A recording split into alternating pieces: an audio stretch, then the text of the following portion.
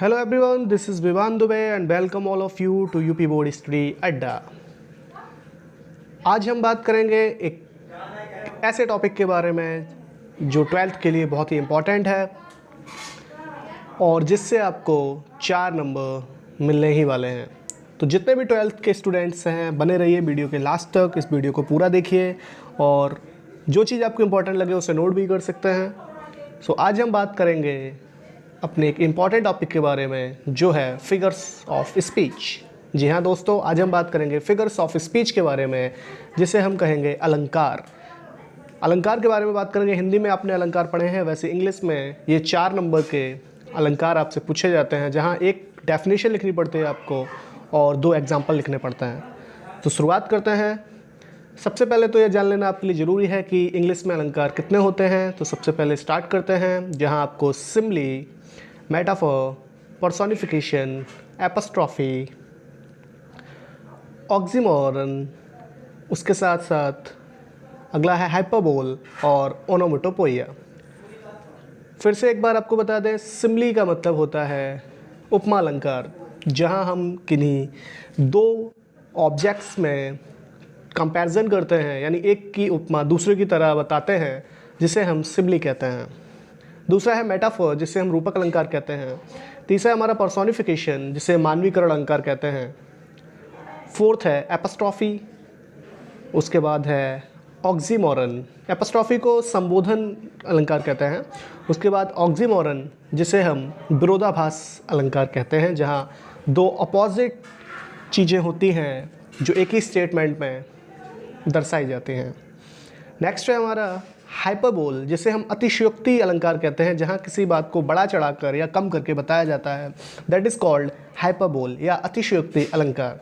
And last जो हमारा है ओनोमेटोपोइया, जिसे हम ध्वनि सूचक अलंकार भी कहते हैं।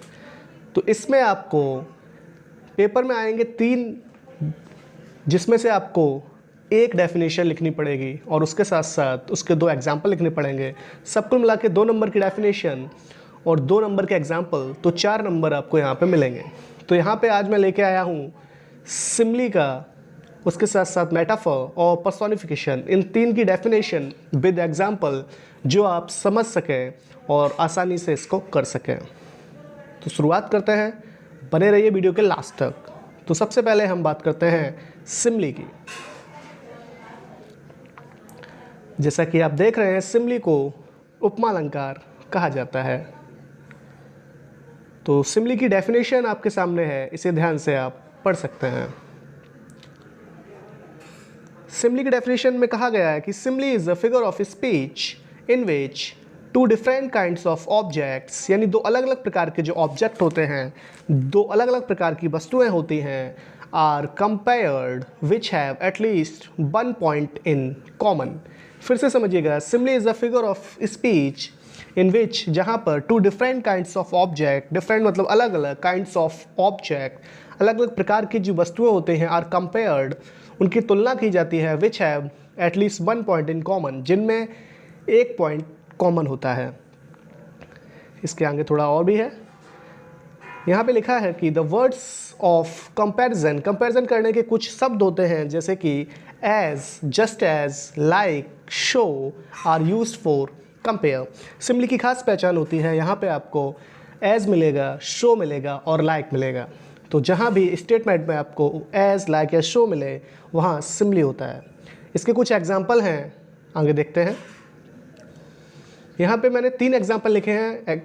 पेपर में आपको 2 एग्जाम्पल लिखने हैं जो 1-1 नंबर के होंगे। सबसे सरल एग्जाम्पल आपके सामने है, life is like a dream. यहाँ आपको लाइक मिला है, जिससे पता चलता है कि ये सिमली है।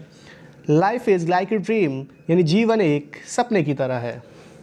इसका नेक्स्ट जो है, she is as fresh as due.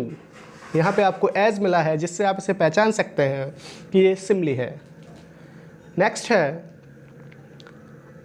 I am wondering, मैं भटक रहा हूँ, लाइक ए क्लाउड। यहाँ पे आपको लाइक मिला है, जिससे आप पहचानेंगे कि ये सिमली है। अपने नेक्स्ट चलते हैं।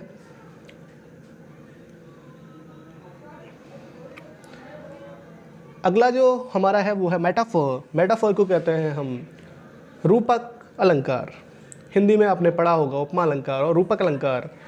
तो मेटाफर क्या होता है? मेटाफर सिमिली ही जैसा होता है, थोड़ा बहुत डिफरेंस होता है। तो मेटाफर की डेफिनेशन पढ़ते हैं। यहाँ लिखा है, ध्यान से आप देखिएगा, metaphor is an implied simile, यानी मेटाफर जो होता है वो सिमिली का ही एक सुधार्य रूप होता है। मेटाफर सिमिली में बस इतना अंतर होता है कि मेटाफर में एज लाइक शो का यूज़ नहीं करते और सिमिली में एज लाइक शो का यूज़ करते हैं। तो लिखा है कि metaphor is an implied simile. In metaphor two different kinds of objects are compared but the words of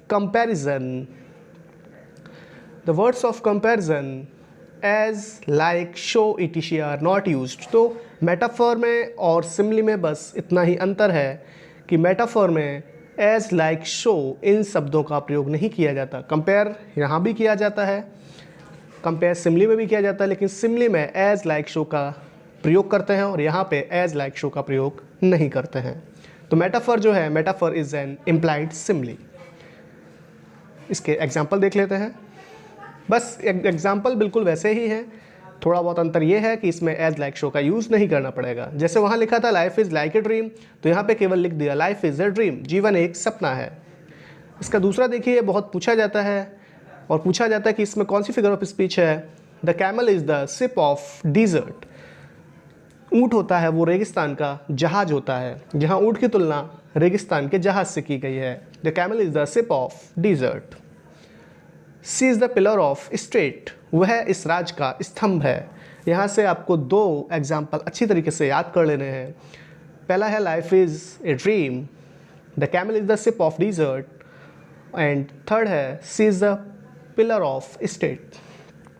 आगे चलते हैं। हमारा जो तीसरा अलंकार है दैट इज़ कॉल्ड पर्सोनिफिकेशन। इसे कहते हैं हम मानवीकरण अलंकार, यानी जहाँ पे किसी चीज़ को जो कि निर्जीव है उसको हम, या फिर कोई आइडिया जिसको हम as a living being present करते हैं, उसमें ऐसी जान डाल देते हैं कि जैसे कि वो जिंदा हो। यहाँ पे ध्यान से इसकी डेफिनेशन पढ़ेंगे। यहाँ लिखा है कि personification is the figure of speech in which lifeless objects and abstract ideas are shown as living being. यहाँ कहने का मतलब है कि लाइफलेस ऑब्जेक्ट्स, जिन वस्तुओं में जान नहीं है, एंड एब्स्ट्रैक्ट आइडियाज़ यानी ऐसे आइडियाज़ जो एब्स्ट्रैक्ट हैं, अमूर्त हैं, are shown as living being, उन्हें ऐसे दिखाया जाता है कि जैसे कि वो जिंदा हैं, उनका मानवीकरण कर दिया जाता है। इसके एग्जाम्पल देखते हैं, आपको समझ में आ जाएगा आगे। यहाँ के एग्जाम्पल मैंने 3 एग्जाम्पल लिए हैं। सबसे सरल एग्जाम्पल आपके लिए, anxiety is sitting on her face, यानी एंजाइटी मतलब चिंता उसके चेहरे पर बैठी है। नेक्स्ट देखते हैं, experience is the best teacher.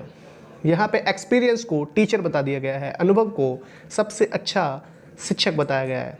Last जो है, opportunity knocks the door once time, मौका जो होता है एक ही बार दरवाज़ा खटखटाता है। तो इसी वीडियो में इतना ही था। ये वीडियो ज़्यादा लंबी ना हो इसीलिए मैंने यहाँ पे 3 ही फिगर ऑफ स्पीच आपको बताई हैं। आगे सेकंड पार्ट इसका लाएंगे जहाँ 4 जो बची हैं उनको भी बताएंगे। तब तक के लिए धन्यवाद।